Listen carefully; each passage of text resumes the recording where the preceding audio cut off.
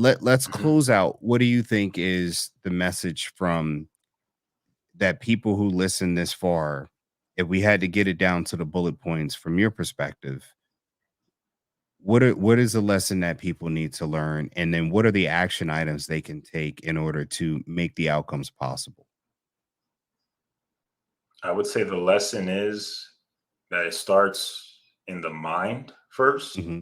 in terms of whatever direction you want to go into, Right. and the action steps that you take, that the action items that you take, or the steps that you need to take to get to that direction is Hmm. one, right? You're watching this content, so you're already in a good path, right? You're already Right. subscribed to Philip, and so you're already there. But it's just also taking account to what we said of, with the dollars that you're making now, where is your money going that you don't necessarily need? That are there subscriptions that Right. you have that you're not watching? Are you overspending on eating out on Uber, right? But you have food in your home, right? There's no, the argument isn't that there's no money. The money's there because you're spending it. You're just not redirecting it, right? Right. Right. So Right. that's not the, that's not the conversation. Well, I don't have money. No, you do. It's you're smoking it, you're drinking it, Right. right? So you have it. Right. So it's just putting those things down, and then surrounding yourself with like-minded individuals, right? You're reaching out to folks, and you're seeing, wow, this person has a certain level of success. Let me approach this person with, and be humble, and just learn as much as I possibly can, and whatever time that they have and they're willing to offer me, I'll Hmm. take that, and then I'll implement that now, right? And then, Yeah. yeah, I'm assuming if you watch this video, you subscribe to Philip, you're watching content related to this. Right. So it's just seeing, from these guys that I'm seeing, what characteristics do they have that I'm seeing from him? Like, I'm seeing Philip, when he records his content, he's driving to work. So I'm like, this Right. man's working while he's working on his way to work. So all right, cool.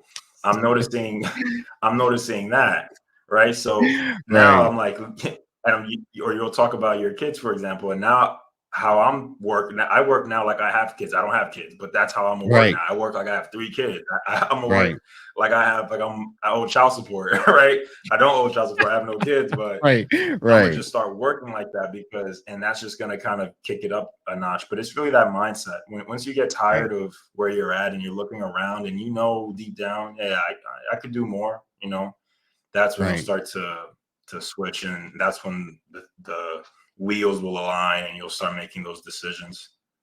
Right. I love that, man. And thank you for always bringing that, being so open and being open-minded to be here and share, because there are a lot of, young men and women who, when I say that, I just mean that there's a 20-year age gap almost between you and I, that there are young men and women who are, you're going to have to rise to the top when you're my age, and now I'm in my 60s, and they're going to be new 20-year-olds looking for the next Phil Davis. And when you're 40, they're going to be looking for that model, that person to be a guide for them for when you become 60, they become 40, and then I'm 80. That mentor, that torch has to be passed down. And we need people like you, in their 20s, that are starting this mindset shift to be able to be stewards for the next 20-year-olds that are coming up. Because believe it or not, that's my kids. And they need Mhm. men like you who are waking up and saying that I need to be accessible, and I need to also make sure that I'm the change factor for the next generation, man, because you only have so little time to be able to build it before you got to leave it in some place for it to be carried on. You know what I mean? Even if I agree. you don't have those kids now, um, you still have to have the building ready for when they do come, because you can't get it once they're here. So it's easier to, or you can, but it's going to be harder. I love it. I love it. I love it. Well, folks, that's it. Phil Davis, Ancestry Lands.